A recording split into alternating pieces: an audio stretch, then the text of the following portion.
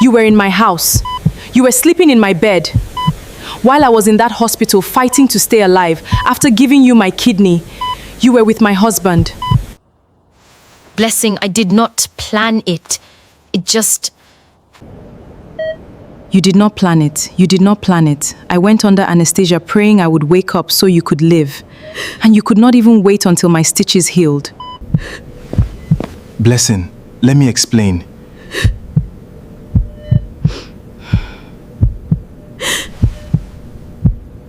Do not come near me. I need you both to look at me. Look at me well, because this is the last time either of you will ever see me cry. Sister, please! I saved your life, and you used it to destroy mine. The morning Blessing agreed to give her kidney to her sister Sandra. She did not cry. She sat in the consultant's office at Enugu State University Teaching Hospital, listened to the doctor explain the procedure, the risks, the recovery, and she said yes before he had finished the sentence. Sandra was 28 years old and her kidneys were failing. Blessing was 33, healthy, and the only match in the family. There was no version of events in which Blessing said no. That was simply not the kind of woman she was.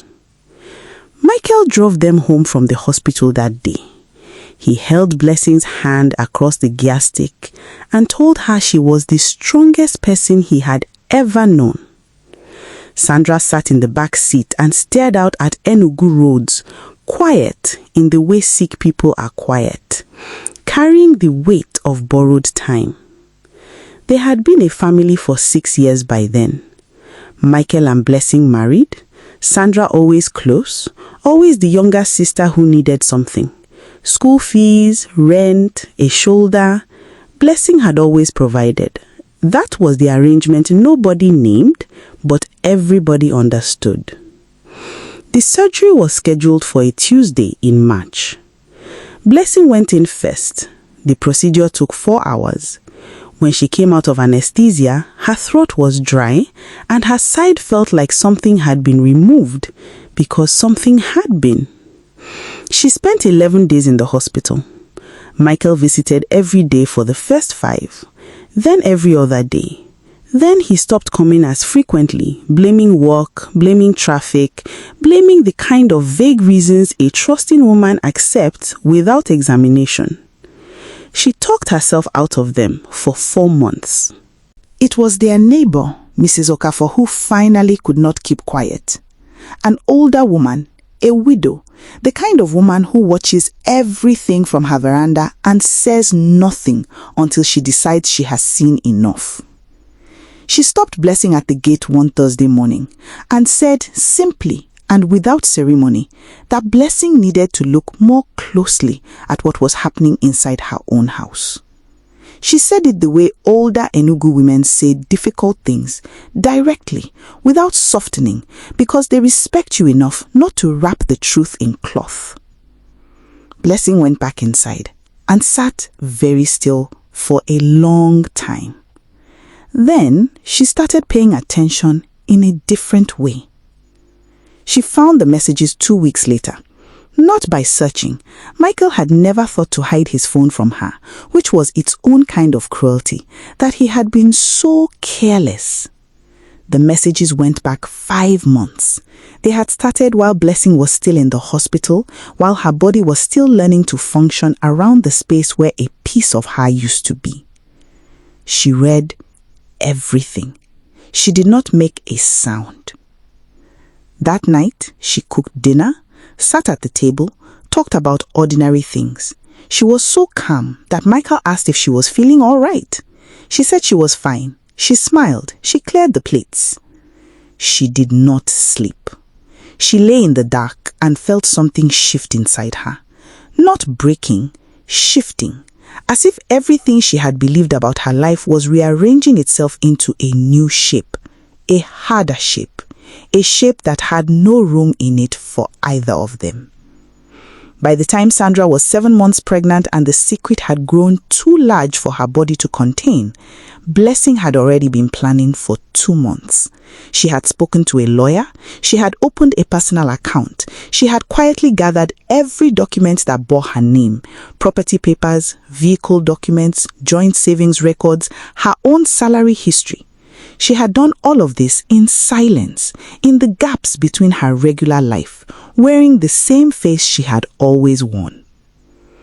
When Sandra finally came to her, sitting in the same living room where she had laughed at Michael's jokes, round-bellied and unable to look up from her hands, Blessing let her speak.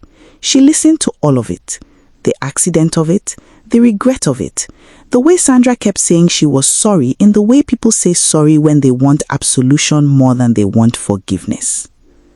Blessing said nothing for a long time. Then she stood up, picked up her bag, and walked to the door.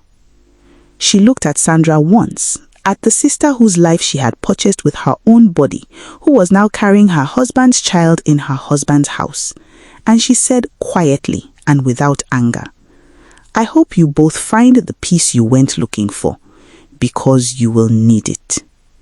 She did not slam the door. She closed it gently. That was the last time she spoke to either of them as family. The divorce was finalized 7 months later. Michael contested nothing in the end. There was nothing to contest. Blessing had been thorough. She moved to a flat in GRE, a small but clean place with good light. She went back to work. She was a pharmacist, had always been good at it, and now she threw herself into it with the energy of a woman who has decided that her life belongs entirely to herself. She was quiet for a long time. She grieved privately in the way strong people grieve, completely without an audience. Her family took sides the way families do. Her mother called her stubborn for not forgiving. Her aunt said she should have fought harder for her marriage. Blessing listened to all of it and did what she always did. She made her own decision and lived inside it without apology. 3 years passed. Michael's business collapsed in the 2nd year. He had been running a construction supply company that depended heavily on contracts he had cultivated through connections that were, it turned out, built on relationships rather than merit. When those relationships shifted, the contracts disappeared. He sold the car first, then the house in Independence Layout. Sandra left him in the 3rd year, took the child, moved back to her parents' home in a different part of Enugu. The child she had traded her sister's marriage for had not, in the end, been enough to hold anything together. Blessing heard these things through the small channels of Enugu gossip. A cousin who mentioned it carefully, a colleague who had heard from someone else. She received each piece of news without satisfaction and without grief. She had stopped measuring her life against theirs. It was a Sunday afternoon that Michael appeared at her gate. He looked older, smaller somehow the way men look when the confidence that shaped them has been removed. He said he had made a mistake. He said he had thrown away the best thing in his life. He said he knew she had every right to refuse to see him, but he had come to let him know that he understood now what he had done. Blessing stood at her gate and looked at him for a long moment. Then she said, "Michael, I believe you. I believe you understand it now. I also need you to understand that understanding it does not change it. Go and take care of your child. Build something with what you have left, but do not come back here." She went inside and closed the gate. Sandra came 3 weeks later without calling ahead, standing at the same gate with tired eyes and a toddler on her hip. She looked at Blessing the way people look when they have been humbled past the point of pride. She said she was sorry. She said she did not expect forgiveness.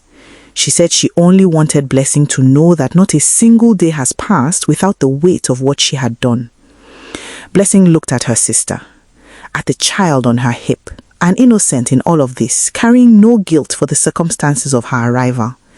At the face of the girl she had grown up with, bathed with, shared food with, loved without question for 30 years. She said, "I know you're sorry. I've known that for a long time. But sorry does not give me back what I gave you. I gave you my body. You owed me more than sorry. She looked at the child once, gently, the way she would look at any child. Then she said, take her home. Feed her. Be her mother. That is what you have now. Do something worthy with it. She went inside. She did not watch them leave. That evening, Blessing sat on her small veranda in the GRA of Enugu and watched the Enugu dusk settle over the rooftops, the sky going from orange to deep blue the way it does in that city, slowly and completely. She had a cup of tea. She was not happy in any simple way, but she was something more durable than happy. She was at peace with herself, which is the thing that cannot be taken from a person, no matter what is stolen from them.